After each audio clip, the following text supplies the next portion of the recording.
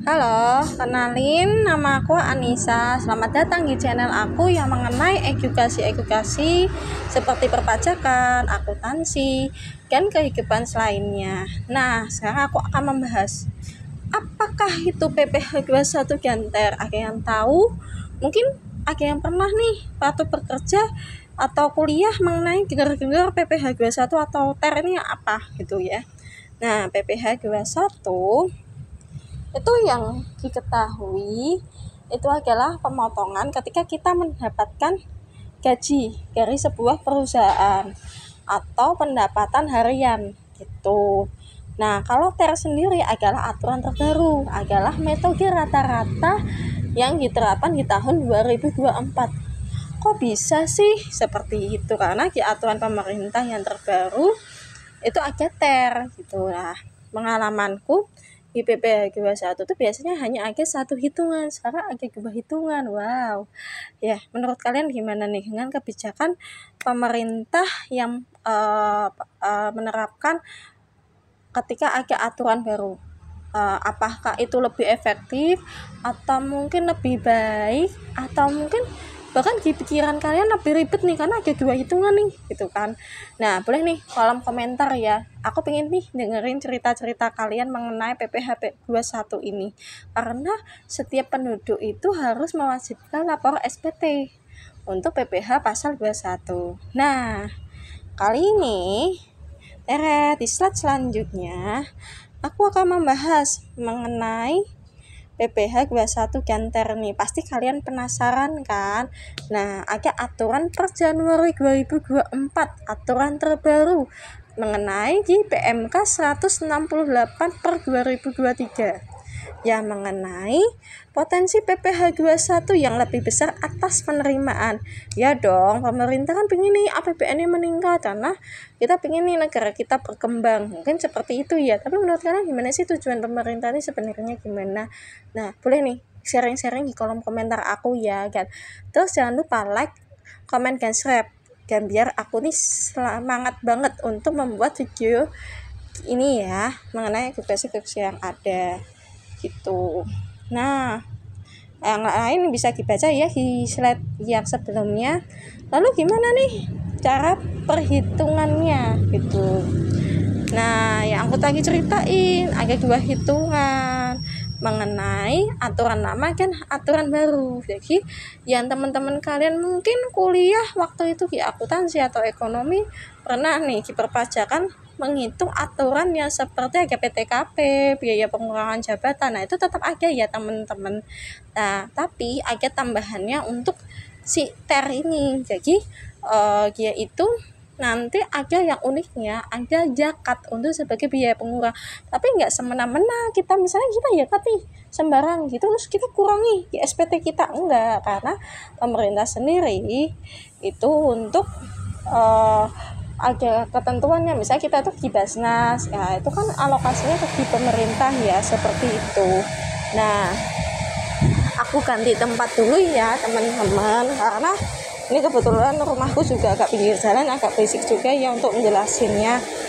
Nah, terus ada yang aku bilang ada dua pengaturan lama yang PTKP sama pengaturan baru yang mengenai si TER bulanan. Nah, kalian bisa baca nih di slide-nya yang aku bikin. Nah, itu ada pengaturan lama yang penghasilan tuntut, kurangi biaya pengurang, lalu kurangi PTKP kali tarif pasal 17. Nah, pengaturan baru itu sebenarnya lebih enak sih karena hanya kali gaji dikali persentase TER. Nah, kayak gitu sih.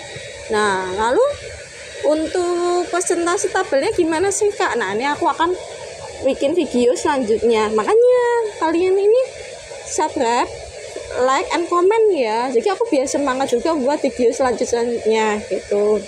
Nah, lalu TER ini ya aku jelasin di awal karena metode relatif si rata-rata ini yang dibuat oleh pemerintah. Nah, sebenarnya menurut kalian itu ini tuh lebih efektif nggak sih dengan perhitungan TER ini, atau bahkan hanya sebagai untuk peningkatan aja sih Kak, biar semua aset itu kembangin atau tetapi dilaporin aja gitu ya. Kalian bisa sih komen dan ini ya.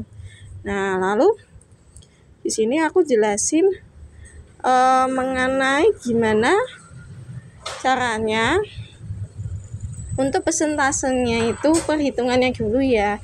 Jadi yang aku jelasin seperti sebelum-sebelumnya, cuman nggak ribet sih. Menurutku nggak ribet karena cuman penghasilan bruto dikali persentase TER, udah itu aja aturan baru. Tapi ketika kamu SPT tahunan itu akan perhitungannya ada juga teman-teman. Jadi nanti perhitungannya ada di peraturan lama dikurangi peraturan yang baru, apakah kalian itu lebih atau kurang potong gitu. Jadi memang kita untuk bisa tahu gitu loh, untuk apakah di akhir bulan itu kita agak kurang atau lebih. Sebenarnya lebih ke situ sih gitu kan.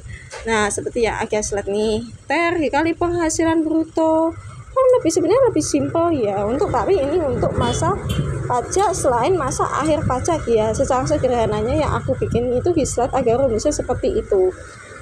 Nah teman-teman, PPh 21 tuh menurut kalian ribet atau enggak sih, atau bahkan ini bagus nih Kak, untuk apa sih, biar nanti pendapatannya itu dilaporkan semua, jadi ya nggak usah ribet-ribet lah ya gitu ya, atau ribet banget ya karena kayak hitungan atau apalah gitu kan, karena kayak aturan baru, karena kita juga sama-sama belajar dari nol kan.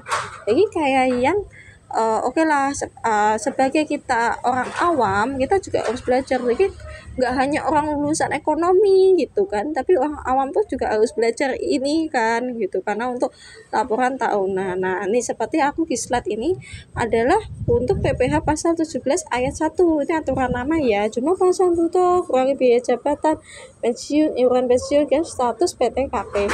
Nah uniknya di sini adalah di SPT terbaru itu agak kayak zakat, pengeluaran yang aku jelasin tadi. Terus agak tambahan-tambahan mungkin kalimat di SPT form-formnya. Jadi memang kita juga harus belajar, kita harus teliti membacanya. Dan mungkin dari aku juga harus belajar kan mengisi SPT yang baru ini gitu kan. Nah menurut kalian gimana nih cerita-ceritanya? Aku Kak ikut seminar ini itu, aku juga buka di buku, buka di YouTube, ini loh Kak caranya ya, kita juga sama-sama sharing gitu. Nah tarif efektif per bulan ada 2 ya teman-teman, jadi untuk bulanan sama untuk yang harian. Nah untuk yang bulanan itu seperti biasa, 3 kawin, agak tanggungan, PTKP-nya 54 juta, 3 kawin.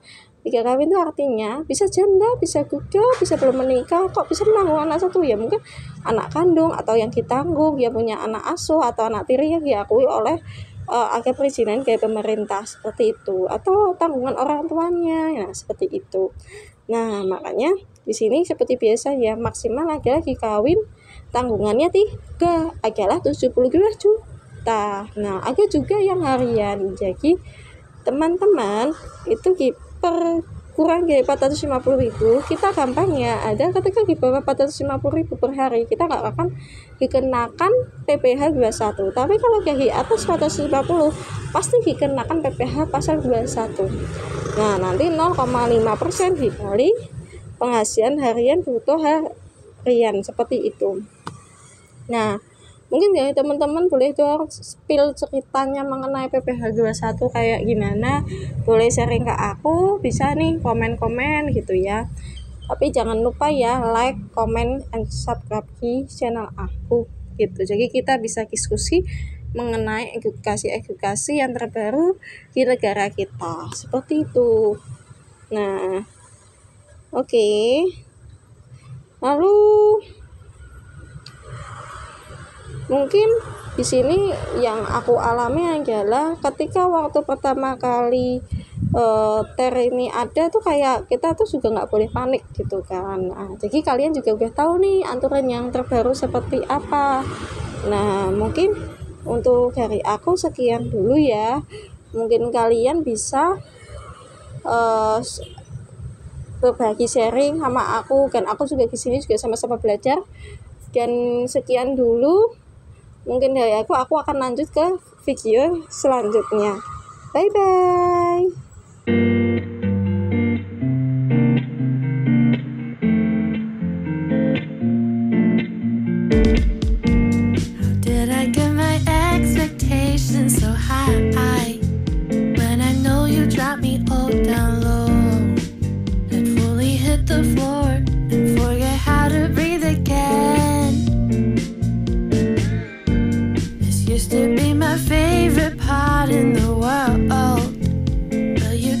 did all